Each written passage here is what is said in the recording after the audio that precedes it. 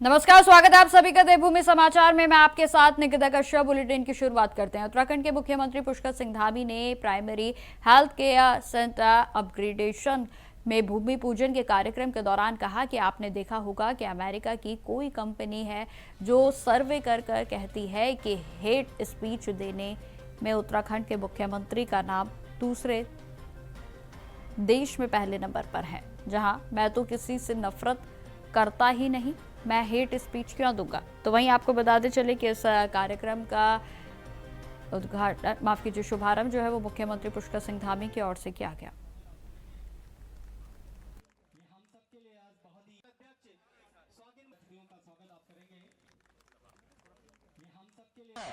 जब मुझे लोग कहते हैं, कई बार आपने देखा होगा वो कोई अमेरिका की कोई कंपनी है, वो जो है कोई सर्वे करती है, कहती है कि हेट स्पीच देने में उत्तराखंड के मुख्यमंत्री का नाम पूरे देश में पहले नंबर पर आ गया। मैंने कहा भाई मैं तो कभी किसी से हेट करता ही नहीं हूं, तो मैं हेट स्पीच क्यों दूंगा? मैं महाराज जी क्यों हेट स्पीच दूंगा? मैं तो कभी किसी को हम तो ऐसे राज्य में रहते हैं जहां सबका एक दूसरे से प्रेम है, सब एक दूसरे से बड़े भाईचारे के साथ रहते हैं। लेकिन इसका मतलब ये नहीं है, यहां अतिथि देवो भाव की परंपरा तो चलेगी, लेकिन देवभूमि की शांति से, यहां की संस्कृति से खिलवाड़ करने वालों के लिए देवभूमि में कोई स्थान नहीं है। भाइयों बहनों, उत्तराखंड में सैन्य धाम का निर्माण कार्य लगभग पूरा हो चुका है और जल्द ही इसके उद्घाटन की घोषणा भी की जा सकती है। आपको बता दें कि भारतीय सेना की सेंट्रल कमांडेंट के GOCNC के अनिंघा सेन गुप्ता ने राजधानी देहरादून में बने सैन्य धाम का निरीक्षण किया, जहां आपको बताते चले कि इस दौरान उत्तराखंड के सैनिक कल्याण मंत्री गणेश जोशी भी मौजूद रहे। तो वहीं निरीक्षण के बाद सेंट्रल कमांड चीफ ने सैन्य धाम की सराहना करते हुए कहा कि यह स्थल बच्चों और सेना में रुचि रखने वाले युवाओं के लिए प्रेरणा का स्रोत बनेगा। वर्ष 2022 के विधानसभा चुनाव के दौरान प्रधानमंत्री नरेंद्र मोदी ने उत्तराखंड को सैन्य बाहुल्य प्रदेश बताते हुए यहां सैन्य धाम बनाने की बात कही थी और इसके बाद मुख्यमंत्री पुष्कर सिंह धामी के नेतृत्व में यहां निर्माण कार्य को शुरू किया गया और जहां मंत्री गणेश जोशी ने यह भी बताया है कि अधिकांश कार्य लगभग पूरा हो चुका है और जो सुझाव मिले हैं उन पर भी अमल किया जा रहा है। तो वहीं आपको बताते चले कि जल्द ही मुख्यमंत्री उद्घाटन तिथि भी घोषित कर सकते हैं। देश के प्रधानमंत्री नरेंद्र मोदी जी की परिकल्पना और पुष्कर सिंह धामी सरकार का ड्रीम प्रोजेक्ट, जिसको पूरा करने का सौभाग्य मुझे प्राप्त हुआ है, बनकर तैयार हो गया है। और आज आर्मी कमांडर एक कट से मीट पर मेरे घर पर आए थे। उन्होंने इच्छा जाहिर की कि मैं सैन्य धाम देखना चाहता हूँ और हम उनके सैनिक अनुभव का भी लाभ देना चाहते थे। ये सैन्य धाम देखकर मुझे बहुत ही गर्व और प्रसन्नता हुई कि देहरादून जैसा शहर और उत्तराखंड जैसा राज्य, जहाँ पे शूरवीर तकरीबन हर घर में हैं, उनके राज्य में ऐसा एक वॉर मेमोरियल बन रहा है। और इस वॉर मेमोरियल की प्रगति के बारे में तो मैं कमेंट नहीं कर पाऊँगा क्योंकि मैं आज पहली बार इसे देखने में आया हूँ, लेकिन ये तकरीबन कंप्लीट हो गया है और जो भी सुझाव मुझे देने थे वह मैंने मंत्री जी से वैसे ही बात कर ली है और मुझे पूरी उम्मीद है कि ये वॉर मेमोरियल देश का एक बहुत ही अच्छा वॉर मेमोरियल जो बाकियों के लिए भी इंस्पिरेशन है।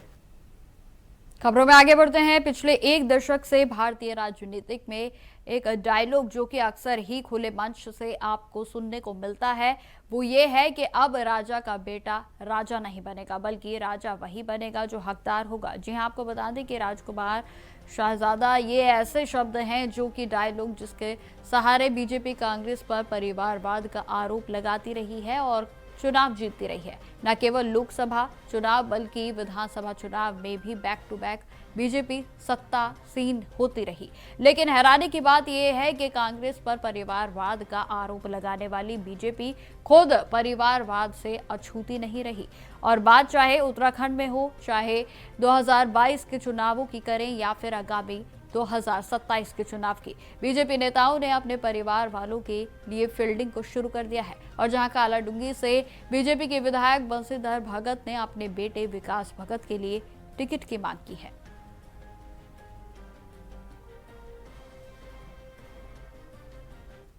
कि अभी मैं रिटायर नहीं हुआ हूँ, लेकिन अब पार्टी रिटायर कर देगी तो मैं क्या करूंगा। तो ये अपने मन की बात है कि मैं रिटायर नहीं, तो मैं सोचता हूँ कि अभी एक आध टर्म तो हमारा चलेगा ही चलेगा, लेकिन मैं तो चाहूंगा कि मेरा पुत्र जो है पूरी ताकत से लगा हुआ है और मैं चाहता हूँ कि उसको टिकट मिले। तो बाकी निर्णय तो पार्टी का है ना।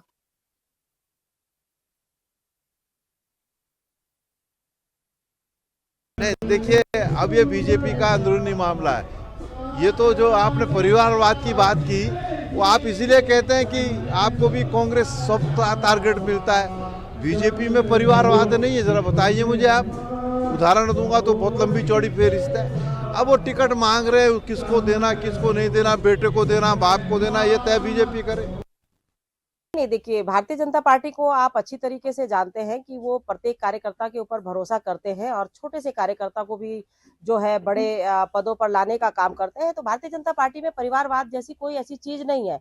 लेकिन कोई अगर जनप्रतिनिधि है और बहुत वरिष्ठ है, चुनाव लड़े हैं और पार्टी में भी सीनियर है, और उनको अगर लगता है कि हमारे परिवार से कोई है, तो देखिए ये पार्टी का निर्णय हो सकता है। पार्टी जब इन सारी चीजों की बात आएगी तो पार्टी अपना निर्णय लेगी। रही बात उनकी, तो उन्होंने अपनी मंशा जाहिर करी है। अब ये पार्टी के ऊपर निर्भर करता है कि पार्टी उस वक्त क्या निर्णय लेती है। तो जाहिर सी बात है कि आप अच्छी तरीके से जानते हैं कि भारतीय जनता पार्टी हमेशा सबके ऊपर भरोसा करती है। और जो कार्यकर्ता बेस पार्टी, क्योंकि भारतीय जनता पार्टी में हमेशा कार्यकर्ता आधारित पार्टी रही है, तो जाहिर सी बात है जो कार्यकर्ता संगठन में मेहनत से काम करेगा, लगन से काम करेगा, पार्टी की विचारधारा को आगे बढ़ाने का काम करेगा। खबरों में आगे बढ़ते हैं। अब खबर राजपुर से है, जहां विधायक खजान दास ने मंत्रिमंडल विस्तार को लेकर बड़ा बयान दिया है। उन्होंने कहा कि कैबिनेट विस्तार काफी पहले हो जाना चाहिए था। छोटे राज्य में 15% कोटे के अनुसार सभी 11 मंत्री होने चाहिए थे। उनका कहना है कि नियमों के तहत मंत्रिमंडल का पूर्ण गठन जरूरी है ताकि सरकार सुचारू रूप से काम करती रहे। और जहां विधायक ने विश्वास जताया है कि जल्द ही कैबिनेट विस्तार होगा। का विस्तार करना न करना ये मुख्यमंत्री जी के अधीन होता है।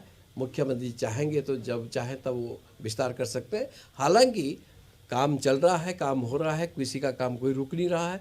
हमारे जितने भी मंत्री बने हुए हैं सब अपने अपने क्षेत्रों में लगे हुए हैं। और कुल मिलाकर के भी देखा जाए कि मुख्यमंत्री जी लगातार पूरे उत्तराखंड का दौरा कर रहे हैं, जनमानस से मिल रहे हैं। जन जन की सरकार, जन जन के द्वार के तहत कार्यक्रम के तहत आप जनता के बीच में जा रहे हैं। तो इसलिए जब हम उत्तराखंड नहीं बना था, जब हम उत्तर प्रदेश में थे तो उस समय भी स्थिति ये थी कि तब पर्वतीय विकास मंत्री एक हुआ करते थे जो उत्तराखंड को पूरा देखता था। उस समय जनसंख्या भी बहुत कम थी, 80 लाख के लगभग उत्तराखंड की जनसंख्या थी। और हालांकि मंत्रालय तो पूरे होते थे, किंतु उत्तराखंड के हिस्से में एक पर्वतीय विकास मंत्री आता था और वो सारे उत्तराखंड को देखता। खबरों में आगे बढ़ते हैं। देवभूमि निकाय उत्तराखंड संयुक्त कर्मचारी महासंघ के बैनर तले आज रुड़की में नगर निगम के तमाम कर्मचारियों की ओर से अपनी मांगों को लेकर नगर निगम परिसर में ही जोरदार प्रदर्शन किया गया। आपको बताते चले कि कर्मचारियों ने आरोप लगाया है कि नगर निगम प्रशासन उनके साथ सोतेला व्यवहार कर रहा है और जहां लंबे समय से उनकी समस्याओं का समाधान भी नहीं किया जा रहा। वहीं प्रदर्शन के दौरान कर्मचारियों ने चेतावनी दी है कि यदि मांगे समय पर पूरी नहीं हुई तो वे सड़कों पर उतरकर आंदोलन करने को बाध्य होंगे। और जहां नगर महासचिव नरेश घोगियाल ने इस पर जानकारी दी है कि कर्मचारियों ने नगर निगम के प्रशासन को 11 दिन का समय भी दिया है। यदि इस अवधि में मांगे नहीं मानी गई तो 9 मार्च से अनिश्चितकालीन हड़ताल भी शुरू की जाएगी। और जहां कर्मचारियों ने यह भी स्पष्ट कर दिया है कि वे अपनी लड़ाई अधिकारों के लिए लगातार जारी रखेंगे।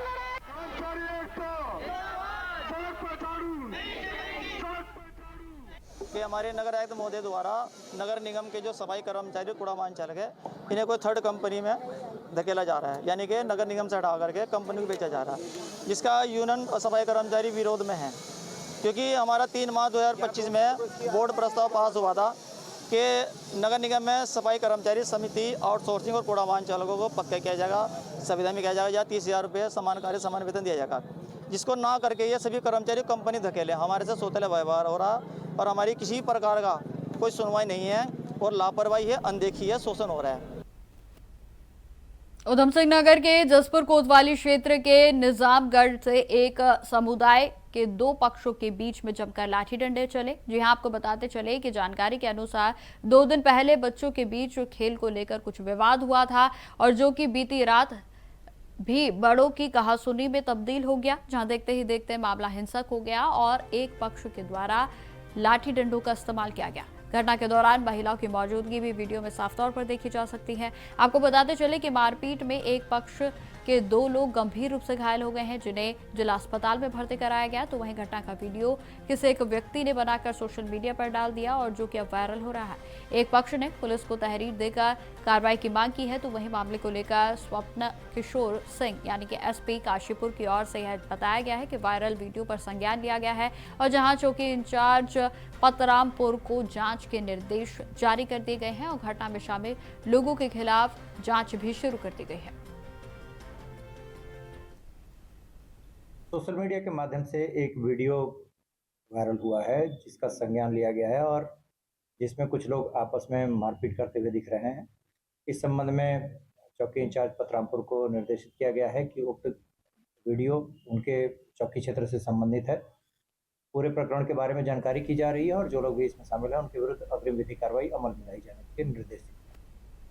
अब खबर देहरादून से है, जहां जनप्रहार ने ऊर्जा निगमों में जो एमडी हैं उनके पदों पर तैनात पात्रता के लिए किए गए हालिया संबोधन पर कड़े सवाल किए हैं। संगठन का कहना है कि यह बदलाव ऐसे समय में किया गया है जब उत्तराखंड उच्च न्यायालय ने पिटकुल में एमडी प्रकाश चंद्र ध्यानी को तत्कालीन योग्यता के अभाव से पद से हटाने का आदेश दिया था और जहां संगठन ने यह भी आरोप लगाया है कि यदि किसी विशेष व्यक्ति को लाभ पहुंचाने का उद्देश्य से नियमों में संशोधन किया गया है तो यह प्रशासनिक पारदर्शिता और सुशासन की भावना के विपरीत है। मामले में पक्षकार रही दीप्ति पोखरियाल ने 18 फरवरी 2026 के आदेश के अनुपालन न होने पर अवमानना याचिका भी दायर की और जैसे कि न्यायालय ने स्वीकार कर मुख्य सचिव, ऊर्जा सचिव और एमडी को पक्षकार बनाया है और जहां जनप्रहार के कैबिनेट के फैसले और संबंधित फाइल नोटिंग के भी सार्वजनिक करने के साथ साथ एमडी पद के लिए तकनीकी योग्यता बहाल करने के और न्यायालय के आदेशों का सम्मान सुनिश्चित करने की मांग भी उनकी ओर से जारी है।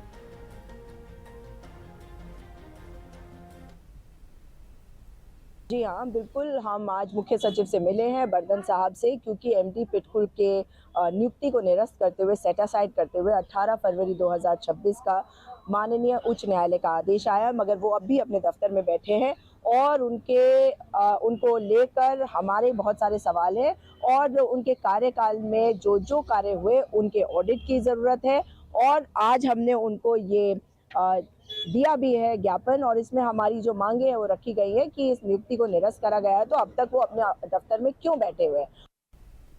अब खबर हल्द्वानी से है, जहां काठगोदाम में 15 वर्षीय नाबालिग लड़की से गैंगरेप का मामला सामने आया है। आपको बताते चले कि मामले में पुलिस ने दोनों आरोपियों को गिरफ्तार करते हुए कार भी बरामद कर ली है और जिसमें कि सामूहिक दुष्कर्म की घटना को अंजाम दिया गया था।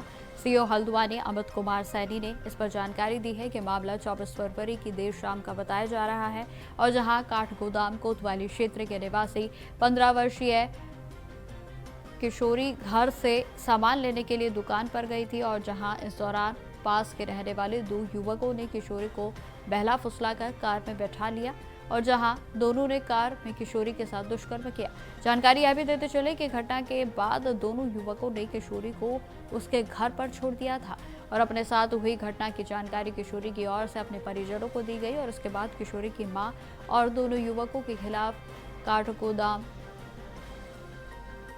में थाने में मां के द्वारा जो है तहरीर दी गई और मुकदमा भी दोनों युवकों के खिलाफ दर्ज कराया गया है और जहां पुलिस ने पूरे मामले में आरोपियों के खिलाफ पोस्को एक्ट के तहत मुकदमे को दर्ज करते हुए गिरफ्तारी कर ली है। पकड़े गए दोनों आरोपियों को कोर्ट में पेश किया गया और जहां कोर्ट ने दोनों आरोपियों को जेल भेज दिया है।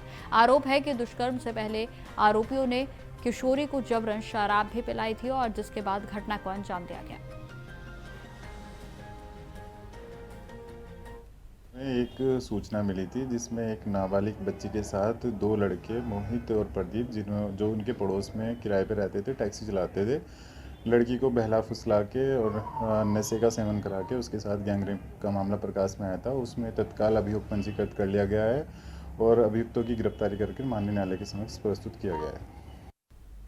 अब खबर देहरादून से है, जहां प्रभारी निदेशक प्रारंभिक शिक्षा अजय नोटियाल ने प्रमोशन उनको मिल गया है और जहां अजय नोडियाल का प्रमोशन इस समय चर्चाओं में भी है। आपको बता दें कि विधायक रायपुर उमेश शर्मा कऊ और उनके समर्थकों के साथ विवाद इनका हुआ था और इस विवाद में दोनों पक्षों के बीच तीखी बहस और आरोप प्रत्यारोप भी हुए थे। हालांकि अब अजय नोडियाल को प्रमोशन मिलना उनकी मेहनत और कार्यक्षमता का परिणाम माना जा रहा है।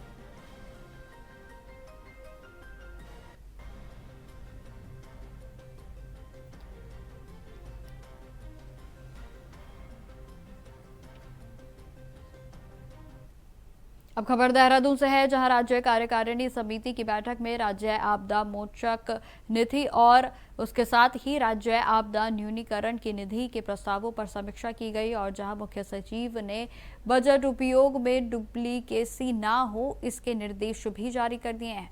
उन्होंने सिविल स्ट्रक्चर के साथ साथ ग्रीनरी पर भी जोर देने की बात कही, ताकि पर्यावरणीय संतुलन भी बनाया रह सके।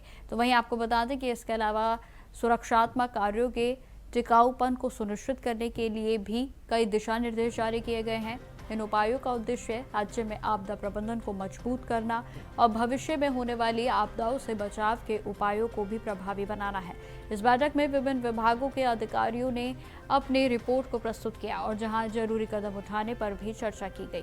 तो आपको बताते चले कि राज्य के कार्यकारिणी समिति की बैठक आयोजित की गई और जहां आपदा न्यूनीकरण निधि के प्रस्तावों पर समीक्षा की गई है। जिस तरीके से उत्तराखंड की जब बात की जाती है तो आपदाओं का दौर लगातार प्रदेश भर में जारी रहता है और जहां प्राकृतिक आपदाओं से निपटने के लिए और साथ ही साथ उनका समयबद्ध तरीके से निवारण करने के लिए यह बैठक आयोजित की गई और जहां आपदा न्यूनीकरण निधि के प्रस्तावों पर समीक्षा की गई है, तो वहीं स्ट्रक्चर के साथ साथ ग्रीनरी पर भी जोर देने की सलाह दी गई। आपको यह भी जानकारी देते चले कि आपदा न्यूनीकरण के लिए कदम उठाने पर भी विशेष चर्चा की गई है और जहां विभिन्न विभागों के आपदा प्रबंधन रिपोर्ट भी प्रस्तुत की गई थी और जिस पर विचार मंथन भी किया गया।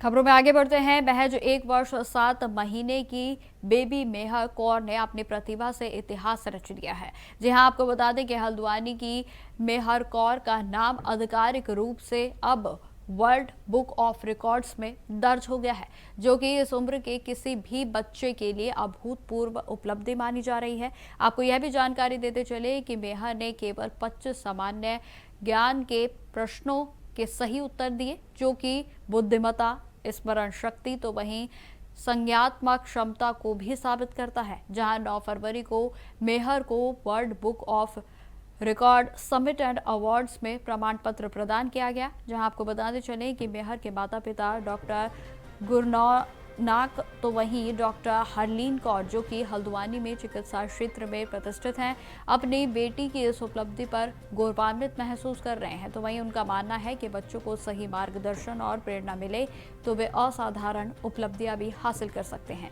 यह उपलब्धि न केवल उनके परिवार बल्कि पूरी दुनिया भर के लिए प्रेरणा का स्रोत है। मैं क्लियर थी कि मैंने बच्चे को मोबाइल नहीं देना है, नो मैटर मुझे कितना एफर्ट मारना पड़े। बिकॉज मैंने देखा है कि बहुत छोटे छोटे बच्चे, लोग 8-8 महीने के बच्चों को फ़ोन दे देते हैं, जबकि मुझे नहीं समझ आता कि बच्चे को कुछ समझ भी आ रहा होगा या नहीं आ रहा होगा। तो इसलिए मैंने ये तो ठाना हुआ था कि मैं बच्चे को मोबाइल नहीं दूंगी। तो मोबाइल के बिना भी बहुत चीज़ें होती हैं और मोबाइल बच्चा नहीं देखेगा तो वो आसपास की चीज़ों को देखेगा। तो इसी चीज़ को आगे बढ़ाते हुए कि वो आगे अपनी नेचर को ऑब्जर्व करे, जैसे उसकी रुचि थी, जानवरों में वो इंटरेस्ट लेती थी, तो वो इसीलिए हो पाया क्योंकि वो फ़ोन में नहीं लगी रहती थी। नमस्कार। इसने 19 महीने में वर्ल्ड रिकॉर्ड बनाया है, जिसमें इसने 25 जनरल नॉलेज क्वेश्चंस को समझा और उनका सही जवाब दिया है। ऐसा ये पहला रिकॉर्ड है। तो फिलहाल मेरे साथ इस बुलेटिन में इतना ही। देश दुनिया की तमाम खबरों की जानकारी के लिए बने रहे हमारे साथ। नमस्कार।